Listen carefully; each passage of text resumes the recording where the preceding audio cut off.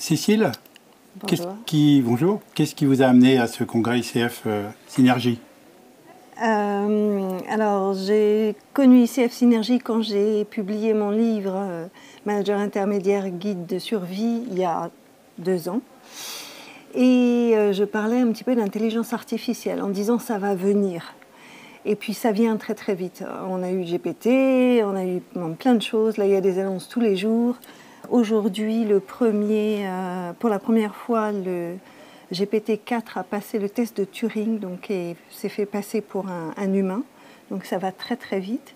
Et je tenais à parler, non pas de se faire coacher par des IA, parce que ça, c'est un sujet, mais c'est pas le mien, mais plutôt de ce que nos clients vont rencontrer comme problématique avec les IA dans leur rôle et qu'est-ce qu'ils vont nous amener comme question. Et quelle a été votre intention en préparant les ateliers, en suggérant les ateliers? Préparer tous les coachs que nous sommes à ces questions-là qui vont arriver et qui sont un peu complexes parce que, à mon avis, personne n'est insensible et tout le monde a un avis. Donc en tant que coach, si on arrive avec un avis face à un client, on n'est pas neutre, ça nous pose un problème. Donc comment on va gérer ça, quoi? Comment on va pouvoir continuer à avoir cette neutralité bienveillante de coach? Ok, merci. Lenka, quelle a été votre motivation pour participer à ce congrès?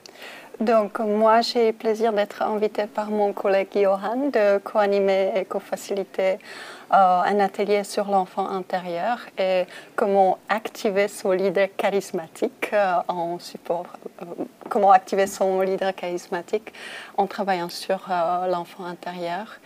Et donc, ce sujet me tient à cœur parce que souvent, je vois les personnes, et moi j'y étais aussi, qui n'arrivent pas à dévoiler son vrai potentiel. Donc, il y a des doutes, il y a des anxiétés. Et en fait, en travaillant avec son enfant intérieur, on peut vraiment se sentir beaucoup plus à l'aise et être soi-même, qui est important. J'ai envie de faire une boutade. C'est vraiment sérieux? Oui, c'est sérieux, mais ça peut être aussi très joyeux. Ok, j'espère.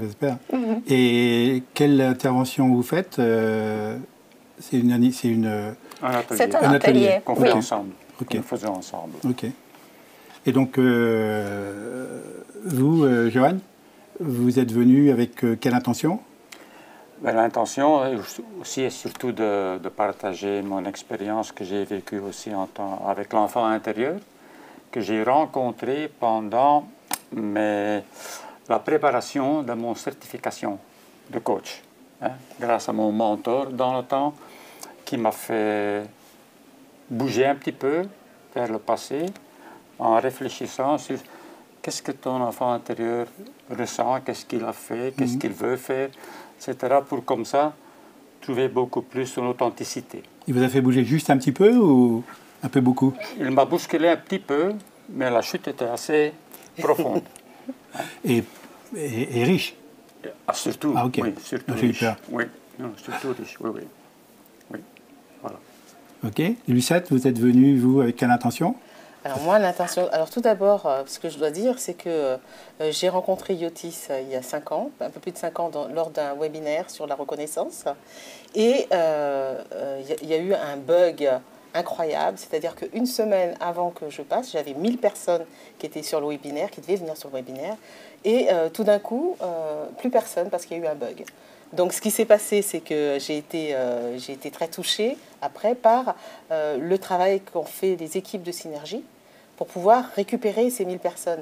Donc en une semaine, on a tout récupéré. Donc ça, c'était intéressant. Et le thème de la reconnaissance, en tous les cas, c'est un thème qui me tient à cœur. Et cette fois-ci, je veux faire un lien entre la reconnaissance et l'utilisation du pouvoir du leader. C'est-à-dire, il y a un lien, c'est-à-dire, s'il y a ce problème de reconnaissance, il y a l'exercice du pouvoir peut-être un petit peu chahuté en fonction de la reconnaissance ou pas, que le leader ressent ou est-ce qu'il est reconnu par les autres. Donc ça, c'est quelque chose que j'ai vraiment à cœur de parler parce que c'est tabou. Hein, déjà le thème pouvoir, à chaque fois que je parle du pouvoir, les gens me disent mais non, ils sont complètement, ils ont peur hein, un peu de ce mot-là. Et je pense que c'est une des clés du succès d'un leader impactant, c'est quand il sait comment utiliser son pouvoir et toutes les ressources, le potentiel qu'il peut avoir. Juste pour explorer, la reconnaissance dans ce cas-là, c'est du N+1 envers ses collaborateurs ou c'est aussi dans l'autre sens? Ça va dans les deux sens. Ça va dans les deux sens. Parce que, bon, par exemple, le leader qui ne se sent pas reconnu par ses équipes, par exemple, hein, finalement, comment est-ce qu'il va faire? Est-ce que, s'il a l'impression qu'une personne de ses équipes a plus de savoir ou autre, comment est-ce qu'il est avec ça hein? Et puis, comment il va se comporter avec cette personne? Et ça marche? Bien sûr. Je suis là pour en parler. Venez donc à mon atelier. C'est demain à 14h. Venez et je vous assure que vous allez apprendre des choses sur vous et sur les autres. Wow, super.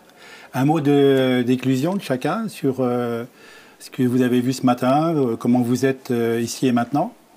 Moi, je viens d'arriver pour cause de train.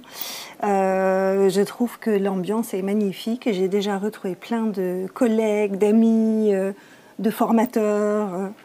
Donc c'est très sympa d'être ici. Oui. Je n'ai pas encore vu Yotis, mais je pense qu'on va le voir. Ok, merci. Lenka?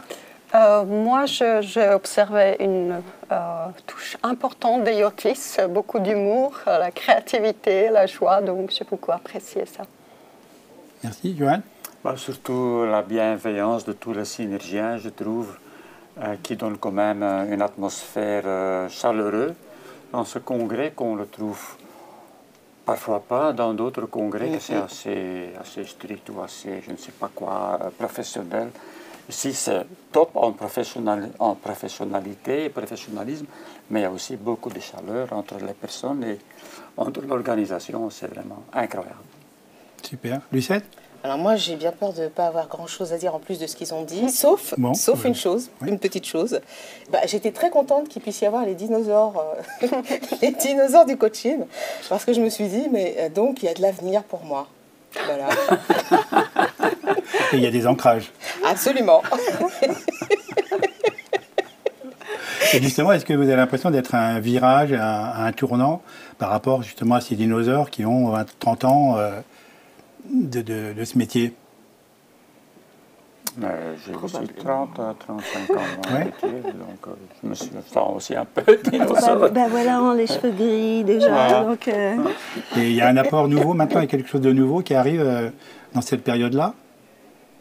Ou c'est une continuité totale de ce qu'il y avait avant? L'intelligence artificielle, enfin en l'occurrence, va nous mettre pas des bâtons dans les roues, mais ça va nous compliquer peut-être un petit peu la vie. Je pense qu'il va falloir prendre beaucoup de recul. Oui. Et aussi tenir quand même aussi un peu compte de ce que l'effet du passé a sur nous, enfants intérieurs, ce que ça nous, comme ça nous dirige dans notre vie quotidienne. Au lieu de seulement partir du présent à regarder le futur, il y a quand même dans le passé quelque chose qui s'est passé qui peut influencer positivement. Donc, ok, merci. Ce sera le mot de la fin. Merci à vous quatre, Cécile, Lenka, Johan et Lucette.